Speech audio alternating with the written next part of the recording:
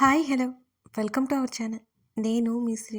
ఈరోజు మనం చెప్పుకోబోయే కదా మిస్సెస్ అగస్త్య పార్ట్ 111. మర్నాడు చందన, ఆనంద్ ఇద్దరు శ్రీద ఇంటికి వెళ్ళారు. వాళ్ళని డిన్నర్ వరకు ఉండమని చెప్పి పనావిడికి వంటకి పురమాయించి వాళ్ళ దగ్గరికి వచ్చింది. అగస్త్య ఏమో ఇంకా రాలేదు. అవంతి చందన ఒడిలో కూర్చొని ఆనంద్తో ఆటలు మొదలుపెట్టింది. నిన్న రావడానికి కుదరలేదు బేబీ, ఏదో మాట్లాడాలి అన్నావు అని అడిగాడు ఆనంద్. డాడీ అంటూ ఆయన పక్కన వచ్చి కూర్చుని, నాకు ఒక అద్భుతమైన ఐడియా తట్టింది, దాన్ని ఇంప్లిమెంట్ చేయాలి, మీకు చెప్పాలని పిలిపించాను అంటుంటే ఇద్దరూ ఆమె వంక చూశారు. ఏంటది అని అడిగాడు ఆనంద్. తన ఆలోచన మాత్రం తండ్రి ముందు పరిచి ఇద్దరి వైపు చూసింది శ్రీద. గుడ్ ఐడియా అని చందన అప్రయత్నంగా అనేసింది. శ్రీద సంతోషంతో కేరింతలను కొట్టినంత పనిచేసింది. డాడీ మీరేంటి ఏమీ మాట్లాడరు, మీరు కాదు అనరు నాకు తెలుసు అని ఉత్సాహంగా అంది శ్రీద. లేదు బేబీ, అతను అలా అనగానే ఒక్కసారిగా నీరు గారిపోయింది శ్రీద. ఏమైంది డాడీ, ఎందుకు అని అడిగింది. అవంతి ఉంది, అవంతిని చూసుకోవాలి, వర్క్ చూసుకోవాలి. నువ్వు అనుకున్నంత ఈజీ కాదు ఇదంతా, నీకు స్ట్రెస్ అవుతుంది. అసలు అగస్త్య ఎలా ఒప్పుకున్నాడు దీనికి?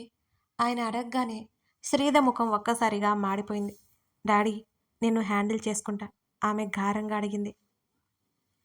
నీ విషయంలో నేను ఏది వద్దు అనలేదు, కానీ వద్దు అంటున్నాను అంటే అర్థం చేసుకో. నీకు స్ట్రెస్ అవుతుంది, ఆ పని మీద వెళ్తుంటావు. అగస్త్య ఆఫీస్ వర్క్ మీద ఉంటాడు. పాప సంగతి ఏంటి? ఆయన స్వరం ఎప్పుడూ లేనంత గంభీరంగా వచ్చింది. కానీ డాడీ నేను హ్యాండిల్ చేసుకుంటాను, నేను జస్ట్ వర్క్ చూసుకుంటాను అంతే, ఎక్కడికి వెళ్ళను, వర్కర్స్ని పెట్టుకుంటాను. ఆమె కన్విన్స్ చేయడానికి ట్రై చేస్తుంది.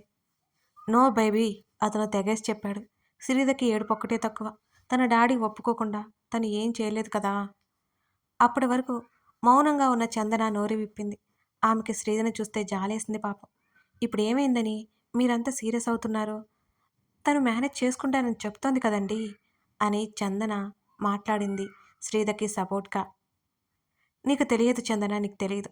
మనం కూడా దగ్గరలేం, పాపతో ఇబ్బంది పడుతుంది.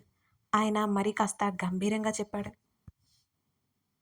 డాడీ విన్నీ కూడా ఉంది కదా, ఇంకెందుకు కష్టమవుతుంది నాకు, ప్లీజ్ డాడీ, నేను ఇంట్లో నుంచి హ్యాండిల్ చేస్తాను కదా అని శ్రీధ చెప్తోంది.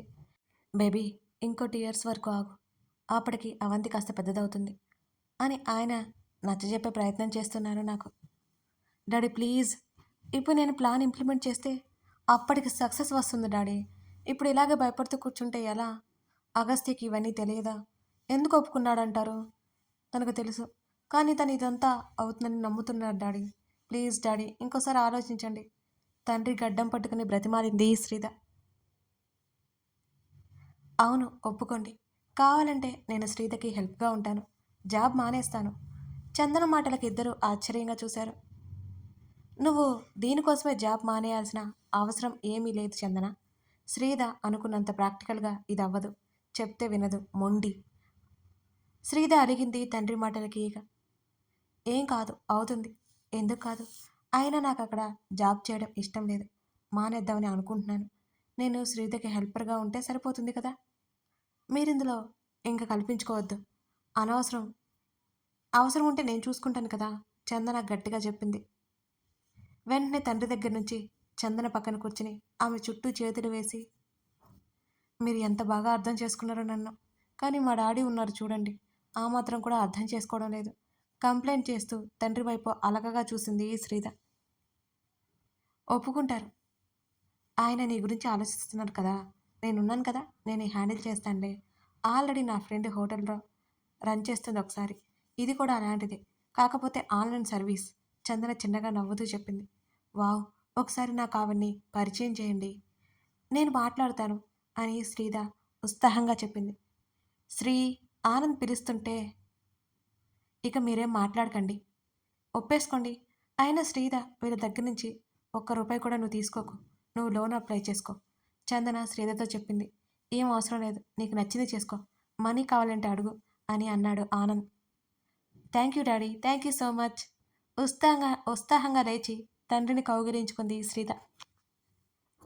కూతుర్ని చూసి చిన్నగా నవ్వుకున్నాడు ఆనంద్. అసలు అతను ఒప్పుకోడు, కానీ చందన చూసుకుంటుంది అనగానే అతనికి ధైర్యం వచ్చింది. శ్రీధ ఇంకా చిన్నపిల్ల, చిన్న విషయాన్నైనా మనసుకు తీసుకుంటుంది. అలా ఉంటే బిజినెస్లో ఎదగడం కష్టం. స్ట్రాంగ్ మైండెడ్ అవ్వాలి బిజినెస్ చేయాలి అంటే.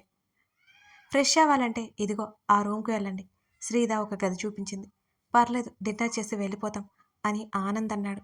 అయినా మీరేంటి ఇక్కడ ఒక్కరోజు కూడా ఉండరా అని నడుం మీద 2 చేతులు పెట్టుకుని ఇద్దరిని చూసింది శ్రీధ. ఇవాళ కాదు మరో రోజు ఉంటాంలే అని ఆనంద్ అన్నాడు. అవంతి అమ్మమ్మ తాతయ్యలతో ఆడుతుంటే శ్రీధ గదిలోకి వెళ్ళిపోయింది. తన తండ్రి వాళ్ళు వచ్చినట్టు త్వరగా రమ్మని అగస్త్యకి మెసేజ్ పెట్టింది. స్నానానికి వెళ్ళిపోయింది శ్రీధ. అతను వచ్చాక అందరూ కలిసి భోజనం చేశారు. కాసేపు ఆ విషయాల గురించి మాట్లాడుకున్నారు. తండ్రికి తనకి జరిగింది అంతా భర్తకు చేరవేసింది శ్రీధ. ఆనంద్ కూడా అక్కడే ఉన్నాడు. ఫైనల్గా శ్రీధ బిజినెస్కి పచ్చజెండా ఊపేశారు అంతా కలిసి. చందన ఆనంద్ అక్కడి నుంచి ఇంటికి బయలుదేరారు. శ్రీధ మాత్రం పిచ్చి సంతోషంగా అగస్త్యతో డిస్కషన్ మొదలుపెట్టింది. కూతురి నిద్రపుచ్చి భార్య మాటలు వినసాగాడు అగస్త్య. చందన స్నానం చేసి బయటకొచ్చింది. ఇంకా ఆలోచిస్తూ కనిపించాడు ఆనంద్. సోఫాలో కూర్చుని ఆలోచిస్తున్నట్టుగా అతని పక్కనే కూర్చుని భుజం మీద చేయి వేసింది. ఇంకా మీరు దాని గురించి ఆలోచిస్తున్నారా? శ్రీధ మీద నమ్మకం ఉంచండి. తను సెన్సిటివ్గా కనిపించి తనలో మొండితనం ఉంది. అనుకున్నది ఏదైనా చేసి తీరుతుంది అతనితో చెప్తుంది చందన. నాకు కూడా తెలుసు కానీ స్ట్రెస్ తీసుకుంటుందని అంతే అంటూ ఆమె వైపు చూశాడు ఆనంద్. నేనున్నాను కదా, అగస్త్య కూడా ఉన్నాడు, మీరు ఉన్నారు, ఇంకేంటి ప్రాబ్లం? శ్రీధ స్నేహితురాలు కూడా ఉంది. మీరు టెన్షన్ అవ్వకండి. అయినా తను ఏదో చేస్తానంది, చేయనివ్వండి. ఒకవేళ సక్సెస్ అవ్వలేకపోయింది అనుకోండి, మన అమ్మాయి కోసం మనం ఈ మాత్రం చేయలేమా? ఒక ట్రిప్కి వెళ్ళి సరదాగా డబ్బు ఖర్చు పెట్టిందనుకోండి, అంతే. తన ఇంటెన్షన్ చాలా బాగుంది. తను ఫుడ్తో బిజినెస్ చేయట్లేదు, తనేదో సర్వీస్ చేయాలనుకుంటోంది. మనం ఎందుకు ఆపాలి? చేయనిద్దామండి చెప్తున్న చందన వైపు అలాగే చూస్తుండిపోయాడు ఆనంద్. ఏంటలా చూస్తున్నారు? నేనేమైనా తప్పుగా చెప్పానా? అయోమయంగా చూసింది చందన. లేదు.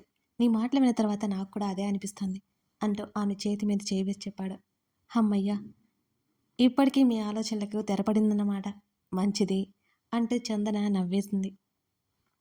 దానికి బదులుగా అతను నవ్వేసి, నా బేబీకి అసలు స్ట్రెస్ ఇవ్వకూడదు, తను సంతోషంగా హాయిగా ఉండాలి, అందుకే అని నెమ్మదిగా అన్నాడు ఆనంద్.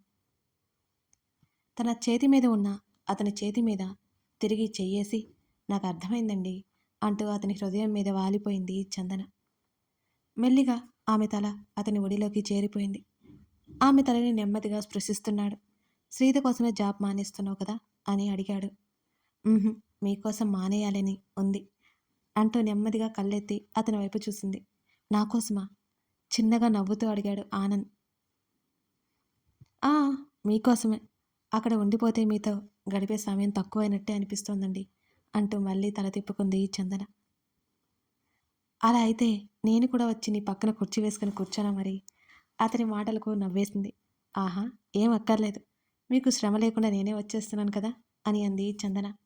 థ్యాంక్ యూ, నాకు శ్రమ తగ్గించినందుకు ఆమె చెక్కిళ్ళ మీద మీటితో అన్నాడు. ఆమె మరోసారి నవ్వింది. అతని చేతిని ఇష్టంగా చెంప కింద పెట్టుకుంది చందన. నిద్రపోకుండా ఇలాగే ఉంటావా? ఉంటాను, మీ ఒళ్ళో ఉండిపోవాలనిపిస్తోంది అంటూ ఆమె కళ్ళు మూసుకుంది. ఇంతకుముందు తనకు ఏమైనా జరిగితే తన కోసం ఏడ్చేవాళ్ళు కూడా ఉన్నారా? ఏమో. తను పోతే తన సేవ కోసం విదేశాల్లో ఉన్న తన చెల్లెళ్ళు తమ్ముడు వస్తారా? తను రారు అని ఒప్పుకుంటుంది. తను అనాథగానే చచ్చిపోతుందని ఫిక్స్ అయిపోయింది చందన. కానీ ఇప్పుడు అలా కాదు. తన భర్త తన కోసం ఉన్నాడు. ఆ ఫీలింగ్ బాగుంది. తనకేమైనా అయినా ఇలాగే తన తలను ఒడిలో పెట్టుకుని తన కోసం దుఃఖిస్తాడు. తన పిచ్చి ఆలోచనకి తనకి నవ్వొచ్చింది చందనకి. అయినా తన ప్రాణాలు ఎందుకు పోతాయి? అతనితో జీవితాంతం తను కలిసి ఉంటుంది. ఊరికే కాదు, చాలా సంతోషంగా ఉంటుంది. ఇంత అందమైన దాంపత్యం తను ఇన్నాళ్ళుగా దూరం చేసుకుంది. ఎంత బాగుంటుంది ఈ బంధం. ఈ బంధంలో ఏదో నిశ్చింత. అతను ఆమె తల మీద ముద్దు పెట్టుకోవడం తెలుస్తూనే ఉంది చందనకి. చిరునవ్వుతోనే చందన నిద్రలోకి జారుకుంది. ఏమైంది అయ్యగారికి అలా ఉన్నారు అని అడిగింది శ్రీధ అగస్త్యని చూస్తూ. ఆ ప్లేస్ గురించి మాట్లాడాను. ఆల్రెడీ ఒకటి ఉంది. ఎవరు హ్యాండిల్ చేయలేక అక్కడ వాళ్ళు బాగా ఇబ్బంది పడుతున్నారట. దాన్ని కరెక్ట్‌గా రన్ చేసేవాళ్ళు కావాలి అంటూ శ్రీధర్‌ని చూశాడు అగస్త్య. ఆ అంకుల్‌కి చాలామంది తెలుసు కదా! ఆయనతో ఒకసారి మాట్లాడకపోయావా? చక్రవర్తిని ఉద్దేశించి చెప్పింది శ్రీధ. ఆల్రెడీ చెప్పాను. ఆ పని మీదే ఉన్నారు అని అన్నాడు అగస్త్య. ఓయ్! హ్మ్. ఏంటి? నువ్విప్పుడు కూడా అంకుల్ ఆస్తులెందుకు అసలు తీసుకోవట్లేదు? ఏం చేసుకుని వాటితో అని అడిగాడు అగస్త్య. అది కాదు. ఆయన సంతోషంగా ఉంటారు కదా! ఆయన దోషి కాదని తెలిసింది కదా! ఇంకా ఏంటి? అతని తలని ఒడిలోకి లాక్కుని నిమురుతూ అడిగింది శ్రీధ. దోషి, నిర్దోషి ఎవరైనా సరే లాస్ జరిగింది నాకు. అవసరమైనప్పుడు గుక్కెడు అన్నం పెట్టలేని ఆస్తి ఎందుకు? మా అమ్మ ఆ అవమానంతోనే పోయి ఉంటుంది. ఆయనది నాకు ముట్టుకోబుద్ధి కాదు అంటూ నిట్టూర్చాడు అగస్త్య. ఒక ఐడియా వచ్చింది. జయంతి ఆంటీ క్లబ్‌లని అవి ఇవి చేస్తూ సోషల్ ఈవెంట్స్‌లో పాల్గొంటుంది కదా! ఆఫ్‌కోర్స్ ఆమె పేరు కోసం చూస్తుందనుకో. ఇలాంటి వాటిలో ఆమెకి గ్రిప్ ఉంటుంది కదా! ఆమె పేరుకి మనకొక మంచి పని అయినట్టుంటుంది అని కళ్ళల్లో మెరుపుతో చెప్పింది శ్రీధ. మా అత్తని చూస్తే అప్పటికప్పుడు చంపాలనిపిస్తుంది నాకు. అతని మాటలకు ఆమె కళ్ళు తేలేసింది. ఓయ్! ఏంటా మాటలు? అని అంది ఆమె వెంటనే. మా అమ్మ దూరం అవ్వడానికి ముఖ్యమైన కారణం మా అత్త. నిన్ను దూరం చేయాలనుకున్నది కూడా మా అత్తయ్య. అత్త అనే బంధానికి విలువనిచ్చి ఆమెను బ్రతకనిచ్చాను. నా కళ్ళ ముందుకు రావడానికి కూడా నాకిష్టం లేదు ఆమె. అతను చిరాగ్గా చెప్పాడు. అబ్బా! ఇంకెవరున్నారు మరి? పేపర్‌లో యాడ్ చేయించానులే చూడాలి అన్నాడు అగస్త్య. అయితే ఎవరో ఒకరు ఖచ్చితంగా వస్తారులే అని శ్రీధ కూడా చెప్పింది. అది సరే కానీ తమరికి బిజినెస్ చేయాలని ఎందుకనిపించింది? ఆమె ఒడిలో నుంచి లేచి వెనక్కి వాలుతూ అన్నాడు అగస్త్య. అతని ఛాతీ మీద తలపెట్టుకుని అతని ముఖంలోకి చూసింది. నువ్వు ఆల్రెడీ సమాజ సేవ మొదలుపెట్టేశావు మిస్టర్ రావణ్ అనగానే ఆమె తల మీద మరొకటిచ్చాడు అగస్త్య. శ్రీధ నవ్వింది. నువ్వు ఒప్పుకున్నా ఒప్పుకోకపోయినా నువ్వు నిస్వార్థపరుడివి. నువ్వు ఎలాగో సేవ చేస్తున్నావు కదా! నేనేం చేద్దామని ఆలోచిస్తే ఇలా ఐడియా వచ్చింది. మనం పెట్టిన ఖర్చు వస్తే చాలు. మా డాడీకి యాక్సిడెంట్ అయినప్పుడు ఫుడ్ వండుకోలేక జాబ్ చేస్తూ హాస్పిటల్‌కి తిరుగుతూ చాలా చాలా అవస్థలు పడ్డాను. ఆ బయట ఫుడ్ తినలే. అసలు ఇంకా నేను చేసుకున్న ఫుడ్ బాగాలేక ఎన్నిసార్లు రోగాల బారిన పడ్డాను. నీలా నా వెనక ఉన్నట్టు అందరికీ ఎవరో ఒకరు ఉండరుగా. అందుకే ఇదే బెస్ట్ ఆప్షన్ అనిపించింది నాకు అంటూ భుజాలు కదిలించి కన్ను కొట్టింది శ్రీధ. అతనేం మాట్లాడలేదు. ఆమె చుట్టూ చేతులు వేసి పైకి లాక్కున్నాడు. ఆమె నుదుటి మీద అతని పెదవులు తాకాయి. ఆపై ఆమె కళ్ళ మీద, చెంపల మీద, ఆమె ముక్కు మీద, ఆపై ఆమె పెదవుల మీద సున్నితంగా ముద్దు పెట్టుకున్నాడు. నెమ్మదిగా పెదవులు వదిలి ఆమె నుదురికి అతని నుదురు ఆనించాడు. I am with you senorita అని మాత్రం చెప్పాడు అగస్త్య. ఆమె పెదవులు విచ్చుకున్నాయి అందంగా. ఐ నో అంటూ అతని ఛాతీ మీద ముద్దు పెట్టుకుంది శ్రీధ. ఆమెను పక్కన వాల్చుకొని ఆమె హృదయంలో ముఖం దాచుకున్నాడు అగస్త్య. అతని తలను నిమురుతూ ఉండిపోయింది శ్రీధ. ఆమె హృదయపు లోతుల్లో ఓ ముద్దుని అద్దాడు. గట్టిగా అతని తలని తనకి అదుముకుంది శ్రీధ. ముద్దులతో ఆమె ఉపాయాన్ని మెచ్చుకుంటూ హద్దులు చెరిపేశాడు మిస్టర్ అగస్త్య. ఒకరిలో ఒకరు కలిసి ఒకరికొకరు మారిపోయారు. ఓ రోజు శ్రీధ స్కూటీ మీద విన్నీ దగ్గరికి బయలుదేరింది. కాసేపటికి విన్నీ కూడా బయటకు వచ్చింది. ఇద్దరు ఆ రెస్టారెంట్‌కి బయలుదేరారు. ఆవి ఎవరి దగ్గరుంది అని అడిగింది విన్నీ. మా డాడీ దగ్గర వదిలేసి వచ్చానులే అని చెప్పింది శ్రీధ. సరే బయటికి వెళ్ళాలి అన్నావు కదా, ఇప్పుడు ఎక్కడికి వెళ్తున్నాం అని విన్నీ అడిగింది. నా కొత్త మమ్మీ ఫ్రెండ్ ఒక ఆవిడ హోటల్లో వర్క్ చేస్తుంది. ఆమెతో మాట్లాడితే మనకు ఇన్ఫర్మేషన్ వస్తుంది కదా అని శ్రీధ అంది. కొత్త మమ్మీనా? ఆవిడెవరు? అయోమయంగా అడిగింది విన్నీ. అబ్బా మా చందన గారు అంటూ తలగొట్టుకోబోయి ఎక్కడ తల కొట్టుకుంటే స్కూటీ తీసుకెళ్ళి ఏ గోడకు కొట్టేస్తుందని భయపడి ఆ పని ఆపేసింది శ్రీధ. ఓహో నాకు సడన్గా తట్టలేదులే అని విన్నీ కూడా నవ్వింది. ఉఫ్ ఏడ్చావులే, ఎక్స్ప్లెనేషన్ ఇవ్వలేక చస్తున్నా నేను మాత్రం అని అంటూ హోటల్ రావడంతో ఆగారు. అక్కడ ఆవిని కలిసి మాట్లాడి అక్కడే లంచ్కి కూర్చున్నారు. కథ కొనసాగుతోంది. కథ నచ్చితే లైక్ చేసి కామెంట్ చేయడం మర్చిపోకండి. అలాగే మీ స్నేహితులకి ఎవరికైనా ఈ స్టోరీస్ షేర్ చేయండి. ఇంకా మన ఛానల్ని సబ్స్క్రైబ్ చేసుకొని వాళ్ళుంటే సబ్స్క్రైబ్ చేసుకొని సపోర్ట్ చేస్తారని ఆశిస్తున్నాను. Thank you for watching this video.